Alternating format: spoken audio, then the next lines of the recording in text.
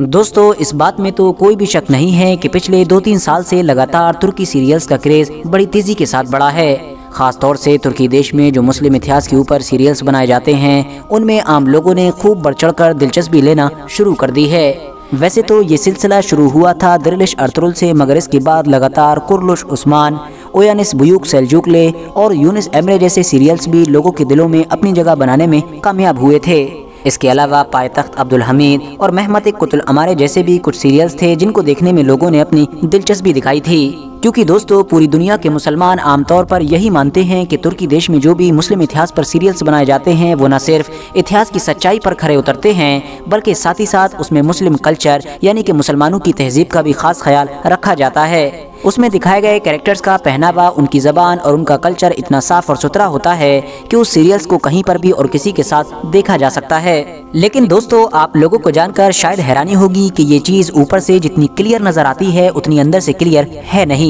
बल्कि हैरानी की बात तो ये है कि तुर्की में बनने वाले सभी ऐतिहासिक सीरियल्स में से आधे से ज़्यादा सीरियल्स ऐसे हैं कि जो हरगिज़ देखने के काबिल नहीं हैं। बल्कि कुछ तो ऐसे हैं जिनके बारे में मैं ये कहूँगा कि अगर आप लोग इतिहास में इंटरेस्ट रखते हैं, इतिहास में दिलचस्पी रखते हैं, तो हरगिज़ इन सीरियल को देखने की कोशिश ना करें, क्योंकि ये सारे सीरियल्स इतिहास के नाम पर तो झूठ का पुलिंदा है ही, साथ ही साथ इनमें जिस तरह के सीन्स और जिस तरह की चीज़ें दिखाई गई हैं वो यकीनी तौर पर इतनी गंदी हैं कि आप फैमिली के साथ या फिर किसी दूसरी पब्लिक प्लेस पर भी नहीं देख सकते हैं। अब जाहिर है कि जब मुस्लिम इतिहास पर बनाए गए एक सीरियल्स में इस तरह के सीन रखे गए हैं और इस तरह की चीज़ें दिखाई गई हैं, तो आप लोग खुद ही समझ सकते हैं कि आखिर इसको बनाने के पीछे का मकसद क्या होगा। जाहिर है रोज़मर्रा की ज़िंदगी में हम अपनी मोबाइल की स्क्रीन पर जो चीज़ भी देखते हैं वो चीज़ हमको कोई ना कोई मैसेज ज़रूर देती है। वो मैसेज पॉजिटिव भी हो सकता है और वो मैसेज नेगेटिव भी हो सकता है। और ये सारे सीरियल्स इसीलिए बनाए गए हैं ताकि इंसान के दिमाग में इतिहास से रिलेटेड एक नेगेटिव इमेज फिक्स की जा सके,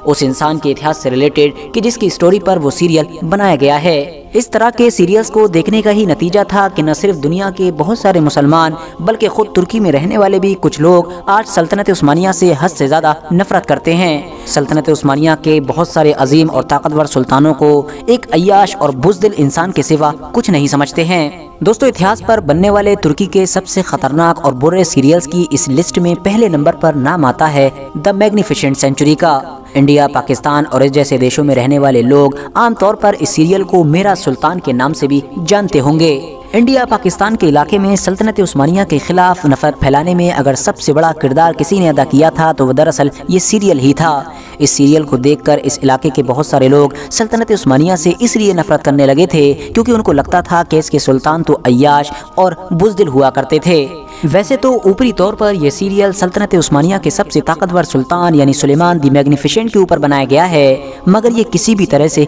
देखने के काबिल नहीं है, क्योंकि ना तो ये ऐतिहासिक तौर पर खरा उतरता है और ना ही इसको इस तरह से फिल्माया गया है कि इसको अपनी फैमिली के साथ देखा जा सके। दोस्तों, आज के दौर में भी अगर आप लोग किसी मुस्लिम या फिर गैर मुस्लिम इतिहासकार से ये पूछेंगे कि बताओ सल्तनत उस्मानिया का गोल्डन एज कब हुआ करता था, यानी सबसे ज़्यादा सुनहरा दौर कब हुआ करता था, तो दोनों एक मुंह होकर बोलेंगे कि सुलेमान द मैग्निफिसेंट के दौर में, क्योंकि उनका ही दौर था कि जब सल्तनत उस्मानिया ज़मीन के साथ साथ समुद्र में भी दुनिया की एक सुपर पावर बनकर सामने आई थी। इसके अलावा यूरोप के इलाकों को फतह करते करते यूरोप के जितने अंदर तक सुलेमान द मैग्निफिसेंट पहुंच गए थे, इतना अंदर तक इनके बाद कोई न पहुंच सका, बल्कि इनके बाद तो सल्तनत उस्मानिया का जवाल यानी डाउनफॉल शुरू हो गया था और एक के बाद एक कमज़ोर हुक्मरानों ने जन्म लेना शुरू कर दिया था। सुलेमान द मैग्निफिसेंट के बारे में ये भी माना जाता है कि उनके दिन का ज़्यादातर हिस्सा घोड़े के ऊपर ही गुजरता था। मगर जानते हैं, सल्तनत उस्मानिया के इस सबसे ताकतवर और अजीमुशान सुल्तान को इस सीरियल में एक अय्याश इंसान के सिवा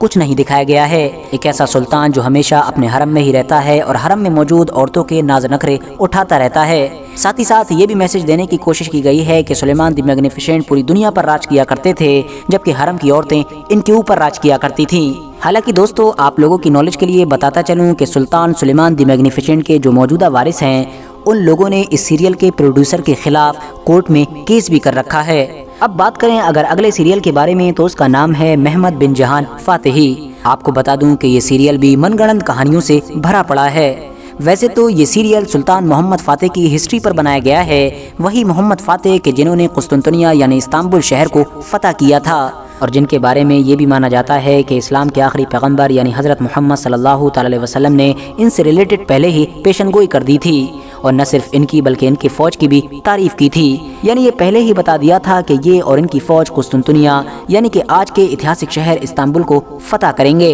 फिलहाल दोस्तों, स्क्रिप्ट के हिसाब से ये सीरियल कितना ज़्यादा बकवास था, इस बात का अंदाज़ा आप लोग इस बात से भी लगा सकते हैं कि ये सीरियल पूरा चल ही नहीं सका था और इसको मजबूरी में बीच में ही बंद करना पड़ा। इस लिस्ट में तीसरे नंबर पर जो सीरियल है उसका नाम है हुर्रियत या शहादत। ये तुर्की का एक ऐसा ऐतिहासिक सीरियल है कि जिसको जो भी इंसान देखेगा वो शुरू में तो कंफ्यूज होगा, और अगर वो पहले ही पायतख्त अब्दुल हमीद सीरियल देख चुका होगा यानी सुल्तान अब्दुल हमीद पर बनने वाला सीरियल, तो वो हैरान होने के साथ साथ गुस्सा भी होगा, क्योंकि इस सीरियल में कहानी को पूरी तरह से उलट दिया गया है। जहां एक तरफ सुल्तान अब्दुल हमीद को विलन के तौर पर दिखाया गया है, तो वहीं दूसरी तरफ उनके दौर में उनके खिलाफ खड़े होने वाले जो लोग थे यानी जिन्होंने उनके खिलाफ खड़े होकर बगावतें की थीं, यंग तुर्क और उनके लीडर्स, तो उन सबको एक हीरोज के तौर पर दिखाया गया है। आपकी नॉलेज के लिए बताता चलूं कि दरअसल सुल्तान अब्दुल हमीद सल्तनत उस्मानिया के आखिरी ताकतवर और बाअसर सुल्तान थे। यानी इनके बाद भी एक दो सुल्तान तो हुए, मगर वो अपनी ताकत पूरी तरह से खो चुके थे और वो सिर्फ और सिर्फ नाम के लिए ही गद्दी पर बैठाए गए थे। वरना जो सल्तनत उस्मानिया के वाकई आखिरी सुल्तान थे वो दरअसल सुल्तान अब्दुल हमीद ही थे, और इनका ही वो दौर था कि जब न सिर्फ बाहरी ताकतों की मदद से सल्तनत के अलग अलग इलाकों में बगावतें हो रही थीं, बल्कि अंदरूनी तौर पर इजराइल के बनने की तैयारियां भी शुरू हो चुकी थीं। और ऐतिहासिक किताबों से भी ये बात क्रिस्टल क्लियर है कि सुल्तान अब्दुल हमीद की जिंदगी का ज्यादातर वक्त पूरी मुस्लिम दुनिया को एकजुट करने और अंदरूनी बगावतों से निपटने में गुजरा था। अब बात करें अगर अगले सीरियल की, तो उसका नाम है कुसुम सुल्तान। जो लोग भी इस सीरियल के बारे में पहले से थोड़ा बहुत भी जानते होंगे, मैं समझता हूँ उनके लिए ये एक्सप्लेन करने की जरूरत नहीं है कि आखिर ये सीरियल देखने के काबिल क्यों नहीं है। इस सीरियल में सुहूनी अदाकाराओं की भरमार है और मेकर्स की तरफ से उनसे जितना घटिया से घटिया काम करवाया जा सकता था उससे भी ज्यादा घटिया से घटिया काम करवाया गया है। इस सीरियल में भी उस्मानी सल्तनत से ज्यादा उनके हरम पर फोकस किया गया है। ये एक ऐसा सीरियल है कि जिसने दुनिया के बहुत सारे लोगों के दिलों में और दिमागों में सल्तनत उस्मानिया के खिलाफ जहर घोलने का काम किया है और उनके सुल्तानों को इस तरह से प्रेजेंट किया है